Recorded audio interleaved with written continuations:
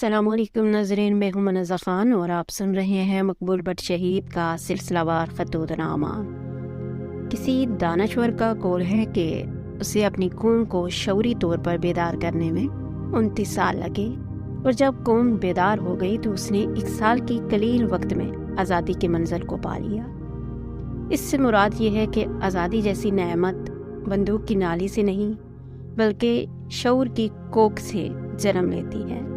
ہم اگر ایک نظر اپنی کشمیری قوم پر ڈالیں تو یہاں شعوری بیداری کی تحریک کا زبردست فقدان نظر آتا ہے۔ 5,500 سالہ درخشاں تاریخ کے آمین آج اپنی تاریخ سے نابلد ہیں۔ کسی مفکر کے بقول کسی قوم سے اس کا جغرافیہ چھیننا ہو تو اس سے اس کی تاریخ چھین لی جائے، یوں کشمیری قوم سے بھی اس کی تاریخ غاصب قوتوں نے چھین لی ہے۔ یہی وجہ ہے کہ ہمارا جغرافیہ پارا پارا ہے، جبکہ پارا پارا دیش میں موجود نو آبادیاتی سیاسی نظاموں کو کشمیریوں نے اپنا مقدر جان لیا ہے۔ جواہر لال نہرو اپنی آبیتی میں لکھتے ہیں کہ میں جب برطانیہ سے بیرسٹری کی تعلیم مکمل کر کے ہندوستان واپس آیا تو میرے لیے سب سے مشکل مرحلہ یہ تھا کہ ہندوستان کے ان پڑھ لوگوں کے ساتھ ساتھ تعلیم یافتہ لوگوں نے بھی انگریز کے بنائے ہوئے سیاسی نظام کو قبول کر لیا تھا اور اسی نظام کو آزادی سے تعبیر کرتے تھے۔ ستم ظریفی یہ کہ آج ریاست جموں کشمیر کے ایک عام انسان کے ساتھ ساتھ کالجز، یونیورسٹیز سے فارغ التحصیل نوجوانوں نے بھی نو آبادیاتی سیاسی نظام کو عین آزادی کے مترادف قرار دے دیا ہے۔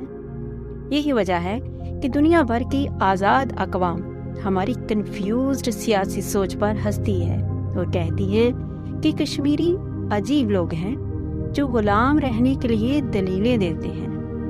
اس اذیت ناک صورتحال میں ریاست جموں کشمیر کا انتہائی قلیل طبقہ شعوری بیداری کی تحریک میں اپنی قومی ذمہ داری کو پورا کرنے کی سعی میں مصروف ہے۔ تو یہ جو مصروف لوگ ہیں، جو باشعور طبقہ ہے، میں ان سے استدعا کرتی ہوں کہ یہ کم از کم اپنا وہ حصہ عدیہ جلاتے رہیں، بلکہ اپنے دل کو چھوٹا مت کریں اور اسی رستے پہ چلتے رہیں۔ انشاءاللہ تعالی ہماری قوم ضرور بیدار ہوگی اور یہ اپنے حق کے لیے ایک دن ضرور متحد ہو کر کھڑی ہو جائے گی۔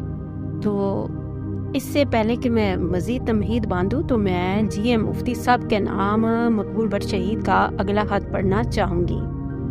جی ایم مفتی کے نام بسم اللہ الرحمن الرحیم۔ یہ پشاور 22 مئی 1960 میں لکھتے ہیں کہ برادرم مفتی صاحب السلام علیکم، آپ کا خط آج سے کچھ روز قبل مل چکا ہے، مگر جواب دینے میں 2 دن کی تاخیر ہوئی۔ اصل میں جیسا کہ آپ کو خود ہی معلوم ہے کہ میرے امتحانات نزدیک آ رہے ہیں، اس لیے آج کل پڑھنے کا سوچ رہا ہوں۔ اگرچہ اس معاملے میں بھی محض خام خیالی چیزیں ہوتی رہتی ہیں، خیر یہ ضرور ہے کہ اب پڑھنے کا احساس شدید ہو گیا۔ آپ کے گزشتہ خط کا دانستہ جواب نہیں دیا، اس لیے نہیں کہ اس میں کوئی خاص بات نہ تھی، بلکہ اس لیے کہ آپ ایک طویل دورے پر روانہ ہوئے تھے، پہلے کاغان اور پھر راولپنڈی۔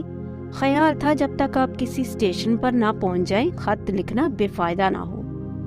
بھائی آپ کا خط پڑھ کر ایک طرف تو خوب کہکا لگاتا ہوں اور دوسری طرف نگاہوں میں آنسو بھر آتے ہیں، پھر اپنے ان کہکوں کو زہر خند میں تبدیل کرنے کی کوشش کرتا ہوں۔ گزشتہ دنوں کشمیر سے ایک شاعر دوست کا خط آیا تھا۔ کمبخت نے خط کیا لکھا کہ پورا ماضی سوز و گداز کے ساتھ پھر یاد دلا دیا ہے۔ طبیعت کئی دنوں تک اداس رہی اور حواس ٹھکانے سے دور ہو گئی۔ اب بتائیے سوائے رونے کے اور کیا چاہ رہا تھا؟ آپ نے جو حکم کیا ہے اس کی تعمیل ہوگی، مگر آپ نے نکاح کو ملتوی کرنے کا جو پروگرام بنایا ہے اس پر ابھی غور کرنے کی ضرورت ہے۔ آپ ضرور مل لیے تو باتیں ہوں گی۔ میرا پنڈی آنا جانا تو فی الحال ناممکنات میں سے ہے، کیونکہ حقیقت یہ ہے کہ مجھے لمحہ بھر کی بھی فرصت نہیں۔ میں نے اب یہ سوچ رکھا ہے کہ امتحانات ختم ہونے سے پہلے کہیں باہر نہ جاؤں، اس لیے آپ آئیے اور ضرور آئیے، ساتھ ہی چراغ الدین سے ضروری بات چیت بھی کیجیے، بلکہ نمونے اور ان کے نرخ بھی ساتھ لائیے۔ نائلون اور لیڈی ہیملٹن ہیتھ عام طور پر مل سکتا ہے۔ خیر، آپ اس سلسلے میں ضروری تفصیلات خود ہی متعین کریں، میرے وہاں آنے کی چندہ ضرورت نہیں۔ باقی آپ جس ذہنی کوفت کا شکار ہیں اس کو دماغ سے یکسر محو کر ڈالیں۔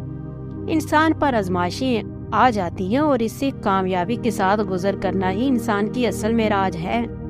باقی آپ گھبرانے کے بغیر ہی کام کرتے رہیے۔